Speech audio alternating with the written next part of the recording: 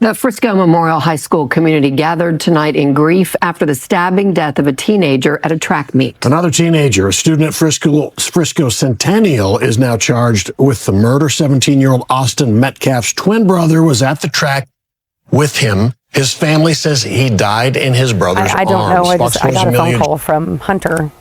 He was screaming that Austin had been stabbed. I was at work, and so I drove. I work in Grapevine, so I drove up to the hospital straight away. I actually beat the ambulance there. Yeah, I saw them have him come out. He was on a lot of machines, and it didn't take long for them to come in to say that he had passed. So, not sure, senseless act of a boy that was in the wrong tent, and my son doing the right thing by telling that boy that he needed to be removed from where he was, and just doesn't make any sense. I mean, that's just because the kid was mad, my son is not here anymore, and I don't understand it. Tell me about Austin. What do you want people to know about your boy? He was the most amazing kid. Oh, so smart. He had college football guys looking at him to play in college. His goal was to play in college. He just wanted to play football. His life was going to the gym and working out and being a leader on his football team. And he just had such ambitions and a drive that it's hard to find in a kid.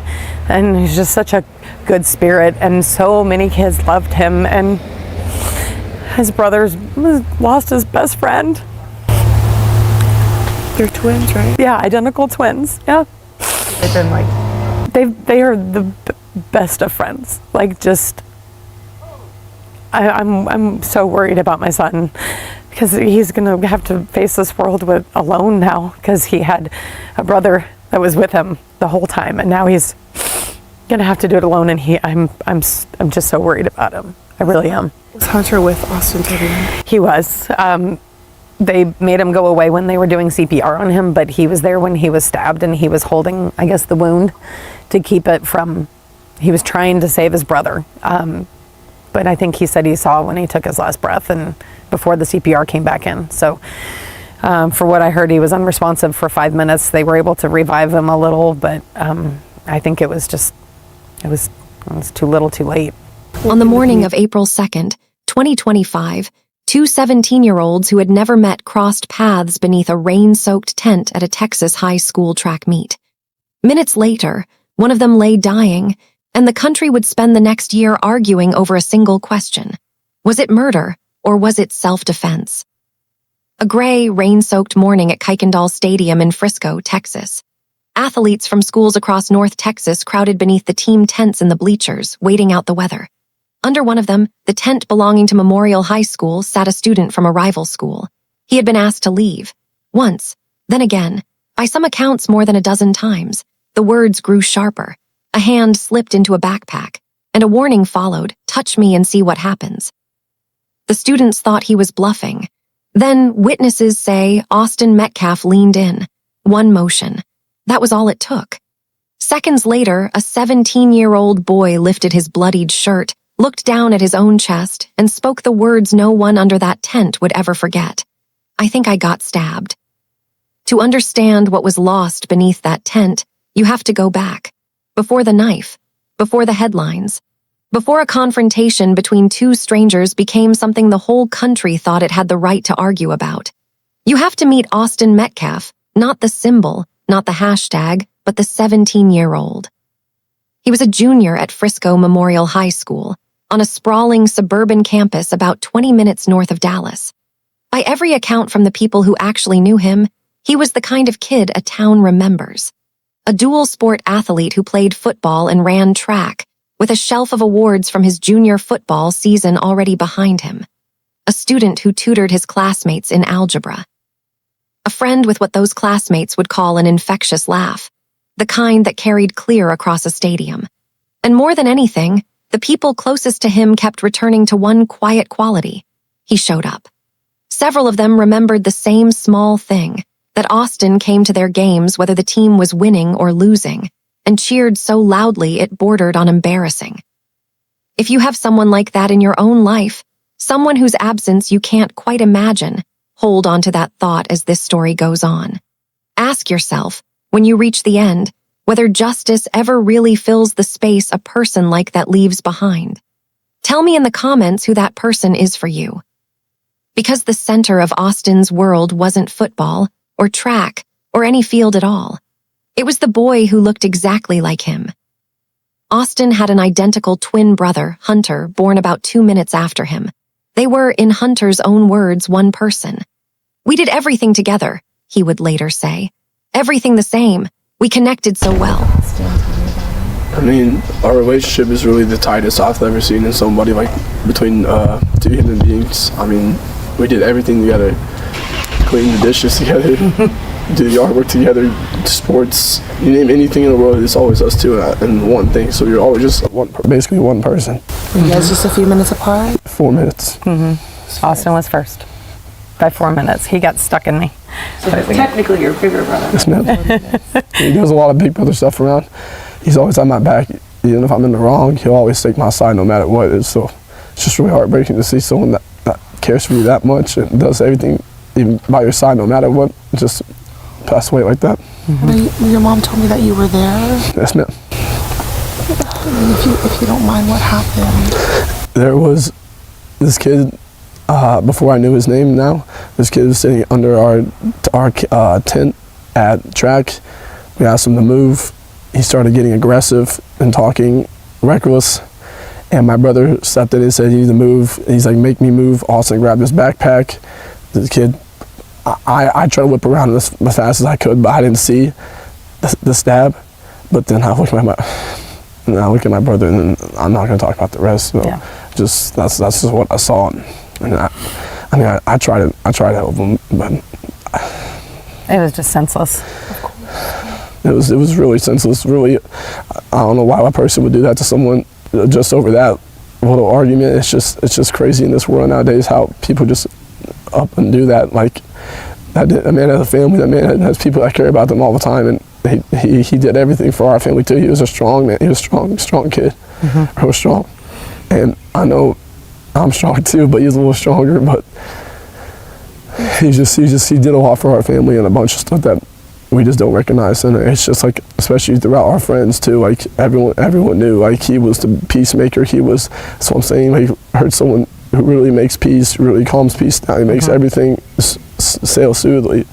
Because I get upset, but then he calms me down. He was just always there for me. So it's just really heartbreaking to see like how this happened. Oh my goodness. You guys were how old were you? 17. 17.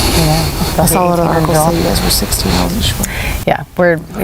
They're 17. Yes, ma'am. Yeah. They had grown up inseparable, moving from one sport to the next side by side, two halves of a single childhood. If you saw one Metcalf, you usually saw the other a step behind. That detail matters, because Hunter was there that day too, close enough to watch, close enough that the last minutes of his brother's life would also become his own. Faith ran through the family, and through Austin in particular. Those who knew him described an openly, outspokenly Christian teenager, a kid who talked about God the way others his age talked about music or weekend plans. It wasn't for show. It was simply how he looked at his own future. And we know that because of what he wrote. Less than 48 hours before he died, Austin posted a single line to social media. It wasn't dramatic. It wasn't a warning, and it certainly wasn't a goodbye. It was just an ordinary 17-year-old looking ahead at everything he still meant to become. "Faith that God got me," he wrote, "and my work will pay off." He had no way of knowing those words would be read more than 2 million times, almost all of it after he was already gone. This is the part the coverage would later flatten. Before Austin Metcalf was a cause that strangers screamed about online, before his name was attached to other people's arguments, he was a normal kid in a normal town with entirely normal plans. A junior season finished, a senior year waiting, a twin brother beside him, a father, Jeff, who adored him, a faith he genuinely believed would carry him wherever he was trying to go. None of them, not Austin, not Hunter, not Jeff, had any reason to think April 2nd would be different from any other competition day. It began like all the others. The District 11 championship track meet was set for David Kuykendall Stadium, a Frisco district facility that pulled in schools from across the area. The Metcalf twins went together, the way they went everywhere. But the spring weather turned against them. Rain rolled in over the stadium, and the athletes were pushed up off the track and into the bleachers, crowding under the team tents to wait it out. Somewhere in that same restless crowd, beneath the same gray sky, sat another 17-year-old, a student from a different Frisco school, a boy Austin had never met and never would, beyond the handful of minutes that were about to bind their names together for the rest of both their lives. Neither of them knew it yet. The rain would pass. The events would resume. It was, for a few more minutes, just a wet, ordinary morning at a high school track meet. But the ordinary morning was already over. It was still raining when the trouble started. The athletes were packed into the bleachers under the team tents when a student from Frisco Centennial High School sat down beneath the tent belonging to Memorial Austin's school. He didn't belong there, and the Memorial athletes let him know it. According to trial testimony, he was asked to move once, then again, by one student's count, as many as 15 times. Karmelo Anthony's own track coach would later testify that his team hadn't brought a tent that day, and that athletes routinely drifted into other schools' tents during meets. But under that particular canopy, on that particular morning, the request to leave hardened into something else. The voices rose, the words turned sharp. Hunter Metcalf remembered it in seconds, not minutes. "We asked him to move," he said. "He started getting aggressive and talking reckless." Then Austin stepped in beside his brother. "You need to move," Austin told him, and the reply, as Hunter recalled it, was a dare. "Make me move." What happened in the next handful of seconds is the part the entire case would turn on, and the part witnesses would never fully agree on. This much was consistent across their accounts. At some point, Anthony reached into his backpack, and his hand stayed there. He issued a warning that several students heard the same way: "Touch me and see what happens." One 16-year-old testified that Anthony also cursed at the group and taunted them, saying they weren't going to do anything about it. To the students standing there, it read as a bluff, a teenager with his hand in a bag, talking tough. No one believed there was a blade inside. Then Austin leaned in. Here the testimony splinters. Some witnesses described a hard, two-handed shove. Others called it one-handed, a jab, a tap, a little push. What none of them disputed was what came next. In a single motion, Anthony brought the knife out of the bag and drove at once into Austin's chest.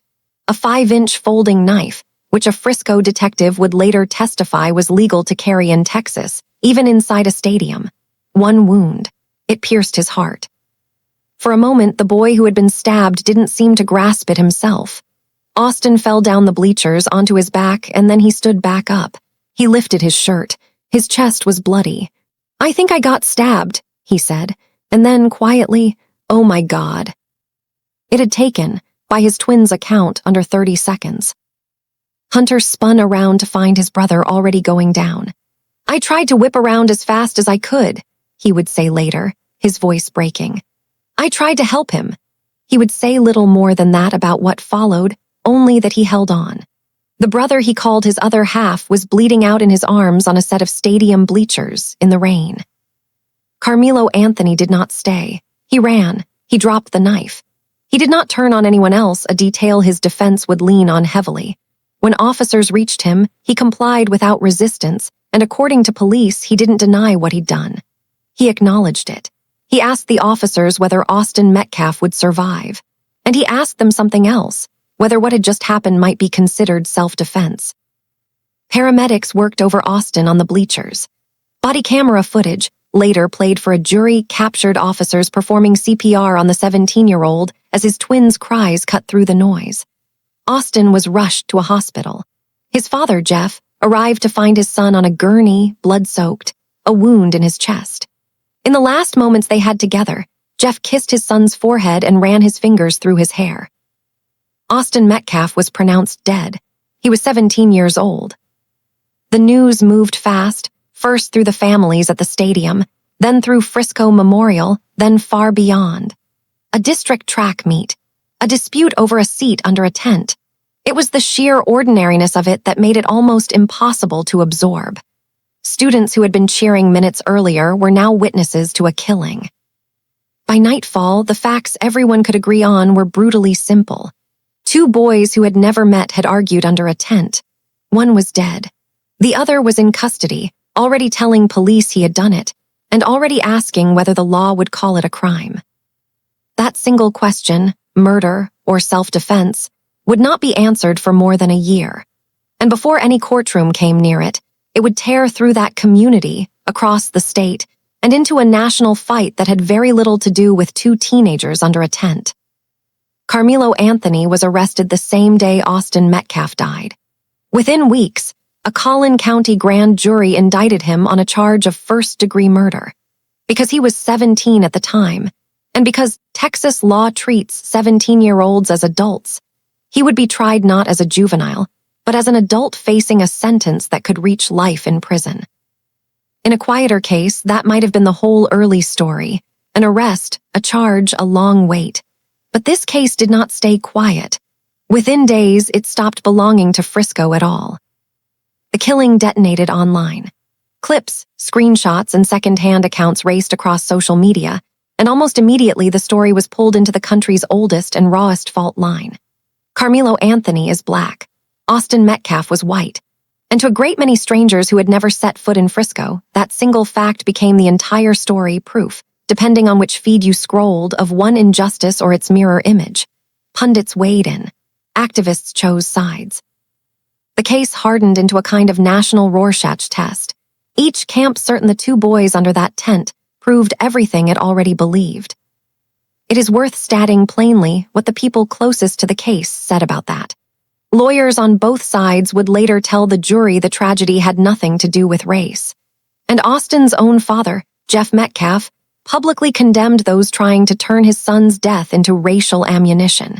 He did not want this. The internet did not listen. Nowhere was the divide more visible than in the money.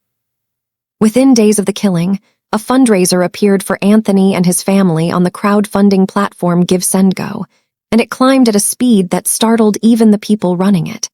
By April 8th, less than a week after Austin died, it had already passed $250,000. It would eventually swell beyond $600,000. The page billed itself as the official support fund for Karmelo and his family during a difficult time, and it pushed back on the coverage directly, calling the narrative being spread false, unjust, and harmful. The fundraiser became its own battlefield. An earlier campaign on GoFundMe had been taken down. That platform bars fundraising for the legal defense of violent crimes, and it refunded the donations. GiveSendGo took the opposite view. Its co-founder argued that Anthony, like anyone in America, was owed the presumption of innocence until a jury said otherwise, and that supporters had every right to fund his defense. The money, the platform said, would cover legal costs, security, and relocating a family that no longer felt safe. To Anthony's supporters, this was simple fairness. An accused teenager and his family, buried under public hatred, deserved the means to defend themselves. To Austin's supporters, it was closer to obscene, a defendant who had admitted he stabbed their son, sitting at home while strangers sent him a fortune. And the questions only sharpened with time. How much of the money was truly for legal defense, and how much for the family's living expenses? Anthony's mother would say they did not use the donations to buy a house. To deserve to be threatened, harassed, and lied about. We have endured death threats. My 13-year-old daughter is afraid to sleep in her own bedroom because she's fearful of what may happen to her. I don't know why we are being targeted and discriminated against before a fair trial. Our son deserves the same rights under the law that everyone is afforded to. We believe in the legal process, and that is where the truth will come out. To the family who experienced the loss, my heart truly goes out to you. To those who have supported my family, thank you from the bottom of our hearts. The claims that were used about the public donation to buy a home or anything else are completely false. We have not received a single dime from the Give, Send, Go fundraiser. We were just notified yesterday that we could begin to withdraw funds. And it still takes several days to receive those funds once a request is made. The platform would say the funds went, over the following year, to defense and relocation. For critics, the accounting never quite settled the discomfort underneath it. Here is a question worth sitting with, and I want your answer in the comments. Should a person accused, but not yet convicted, of a violent crime be able to raise hundreds of thousands of dollars from strangers while awaiting trial? Where is the line between funding a defense and rewarding the act? There is no clean answer, which is exactly why this case split the country down the middle. The fight spilled off the screen. Anthony's bond, first set at $1 million, was reduced to $250,000. And he was released to house arrest, fitted with an ankle monitor to await trial. Tonight, 17-year-old Karmelo Anthony, who was charged with first-degree murder in the fatal stabbing of a teen at a track meet earlier this month, is out on bond. A judge today reducing the teen's $1 million bond to $250,000 at the request of the defense. I feel it's fair. Bond, as the judge said, is not supposed to be an instrument of oppression. It's not supposed to keep people in jail. It's not supposed to punish. Anthony's father testifying that his son does not have a passport and that he would be surrounded by friends and family who would keep him accountable ahead of the trial. The judge has made her call, and we look forward to continuing the process and looking forward to reviewing all the facts of the case. For many who grieved Austin, the picture of his accused killer at home and free, with donations still climbing, was almost impossible to stomach. Demonstrators gathered. Supporters of both families turned out, sometimes only feet apart, outside public buildings. And in the darker corners of the story, people connected to the case faced online threats and doxing. The hostility grew serious enough that a gag order came down. And Austin's father, who had spoken so openly in the first raw days, was ordered into silence. For the Metcalf family, the wait became its own kind of sentence. More than a year of grief, lived under a gag order and a national microscope, while the teenager who had stabbed their son waited it out at home. Hunter would face milestones the twins had always assumed they'd reach together, alone. Months passed in that strange suspension. A killing almost everyone agreed had happened, fused to a question no one could agree on, buried beneath an argument that had less and less to do with the boys at its center. The Collin County District Attorney, Greg Willis, would later say he had asked his community to ignore all the noise and stay patient while the process did its work. But the noise didn't stop. It simply waited. Because in the end, after the fundraisers and the protests and the threats and the theories, all of it would have to narrow to something far smaller and far older: 12 people in a jury box, a stack of evidence, and a handful of teenagers describing what they had seen under a tent on a rainy morning. The arguments online would decide nothing. A trial would. And in June of 2026, 14 months after Austin Metcalf was pronounced dead, that trial finally began. On June 1st, 2026, 14 months after Austin Metcalf bled out under a tent, the case that had consumed the country finally walked into a courtroom in McKinney, Texas. Jury selection began under Collin County District Judge John Roach, Jr. After a year of noise, the question would now be settled the way such questions are meant to be, slowly under oath, one witness at a time. The prosecution's case was built, above all, on the kids who had been standing right there. Across roughly a week, the state called 21 witnesses. One after another, students who'd been under the memorial tent took the stand. Their accounts varied in the small details, the exact words, the precise shove, but on the shape of it most agreed. Anthony had been asked to leave again and again, by one count as many as 15 times. He had grown hostile. He had taunted them, hand buried in his backpack, and warned them, "Touch me and see what happens." They had thought he was bluffing. One witness distilled the state's whole theory into a single phrase that would echo through the trial. "This was lethal force," he said, answered to non-lethal force. A shove met with a blade. Then came the evidence no parent should ever have to sit through. The Collin County Chief Medical Examiner, Dr. Elizabeth Ventura, told the jury the single stab wound had pierced Austin's heart. She described it plainly, because that was her job, a large, gaping injury that was simply not survivable. Autopsy photographs were shown, and jurors watched police body camera footage from the scene, officers performing CPR on a 17-year-old, and over it, the sound of his twin brother's anguished cries. For the Metcalf family in that gallery, it was the worst minutes of their lives, played back on a screen. Prosecutors also showed the jury the weapon itself, the 5-inch folding knife. But the defense had a case of its own, and it did not concede the central point. Karmelo Anthony's attorneys never disputed that he had stabbed Austin. What they disputed was why. Their argument was fear, a frightened teenager reacting in a split second after another boy put hands on him. They told jurors he'd come under the tent only to talk to a friend. They reminded them that under Texas law, a person doesn't have to wait to be struck before defending himself.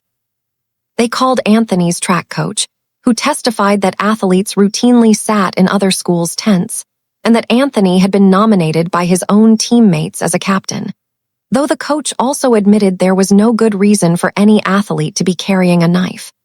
They called the detective who confirmed the blade was legal to own in Texas, even at a stadium. And a teammate testified that in the chaos immediately after, Anthony had been distraught, repeating one line over and over. I told him not to touch me. Notably, Anthony himself never took the stand. The defense also worked the cracks in the state's witnesses. Under cross-examination, one 17-year-old conceded he had told the jury Anthony was surrounded before the stabbing, when in fact that had come after. Memory, the defense suggested, was less certain than the prosecution wanted it to appear. On June 9th, it narrowed to closing arguments, and to a choice. Judge Roach instructed the jury they could consider not only murder, but the lesser charge of manslaughter. The two were separated by a single decisive thread: intent. Murder meant Anthony had knowingly caused Austin's death. Manslaughter meant something less deliberate. And the defense, of course, was still asking for the other verdict entirely, not guilty, by reason of self-defense. The prosecution left no room for it. This is not self-defense, folks, Prosecutor Bill Werskey told the jury. It's murder, plain and simple. The defense asked them to stand where Anthony had stood. Texas law does not require that you wait until you get hit, attorney Mike Howard argued. In that split second of chaos, you must put yourself in his shoes. Austin, he insisted, had no legal right to put his hands on his client. Two 17-year-olds, one tent, one shove, one knife. The very same 30 seconds and two completely irreconcilable stories about what they meant. Then the talking stopped. The jurors were sequestered in a hotel, cut off from television, from their phones, from the roar of opinion that had engulfed this case for over a year, and told to decide it on the evidence alone. 12 people. None of them black, in a case the whole internet had insisted was about race, and which both sides had told them was not.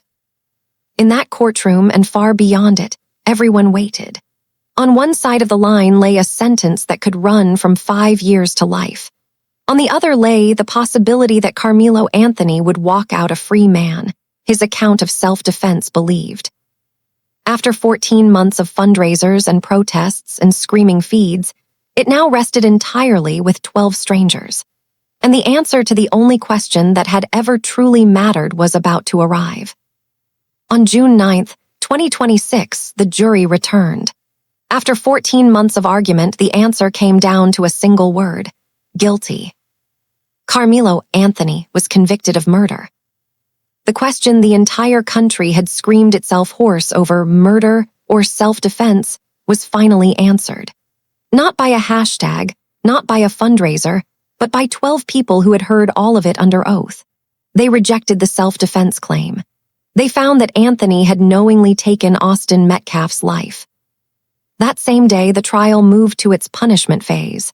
Anthony's mother, Kayla Hayes, took the stand and asked the jury for mercy, telling them her son was sorry. He had faced anywhere from 5 years to life. The jury settled on 35, a sentence that keeps him in prison, with parole possible only after he serves at least half of it. He was 19 years old. Outside the courthouse, Collin County District Attorney Greg Willis told reporters that justice had been served. He praised the jurors, and he praised the Metcalf family for the strength and grace they had shown through a year that asked far too much of them. Beyond the doors, the crowd was anything but united. Some saw accountability. Others saw a tragedy with no good ending. The divide that had defined this case did not dissolve with a verdict. And even a verdict this clear did not quite close the book. Within 24 hours, Anthony's lawyers filed notice of appeal. And in those filings came a detail that landed strangely against everything before it. Anthony now described himself as penniless and indigent, too poor to hire a lawyer for the appeal. This, after a fund created in his name had taken in more than $600,000. That fund met its own end. With the conviction, GiveSendGo shut the campaign down, citing its policy against raising money for people found guilty of violent crimes, even as thousands of dollars kept arriving after the verdict. As it closed the page, the platform offered a line for the other family, the one that never had a viral fund of its own. Their hearts, they said, were with Austin's family, his twin brother, and everyone grieving a loss that no verdict could undo. Because that was the truth underneath all of it. No verdict could undo this. Over the long months of waiting, Frisco had found its own ways to carry Austin. His school dedicated an entire football season to him, built around a single motto, all in, and his number, 11. At the first home game, it was Hunter, a team captain, who led the Warriors onto the field carrying his twin brother's jersey. And in the spring, at graduation, after Hunter walked the stage for his own diploma, he returned a moment later to accept Austin's, and an entire arena rose to its feet. One brother standing for two. And then there was Austin's father. Jeff Metcalf lost his son to a stranger's knife, endured a year of gag orders and online cruelty, and watched body camera footage of his boy's final moments played for a courtroom. By every law of human nature, he had earned the right to hatred. He chose something else. He said publicly that he forgave the young man who killed his son, not, he was careful to explain, because Anthony deserved it. The forgiveness is for me, he said, so I can have peace. His son's life was destroyed, he said. His own life was destroyed. Forgiveness was the only thing left that was still his to give. I pray, he said, that none of this happens to another family. If you can't be a kind person, find one. So here at the end, I'll leave you with the last question, and I'd genuinely like to read your answer. Was justice served in that courtroom? Or is this a story where, no matter the verdict, nobody truly wins? Two teenagers, one tent, and two families who will never be whole again. Tell me below. And as you decide, remember how it began. Not with a trial, not with the money or the protests or the noise. It began with a boy who had no idea any of it was coming. Less than 48 hours before he died, Austin Metcalf looked at his own future and wrote a single, hopeful line. One that more than 2 million strangers would read only after he was gone. Face that God got me, he wrote, and my work will pay off. He never got to finish the work, but somehow, against all of it, the faith outlasted him.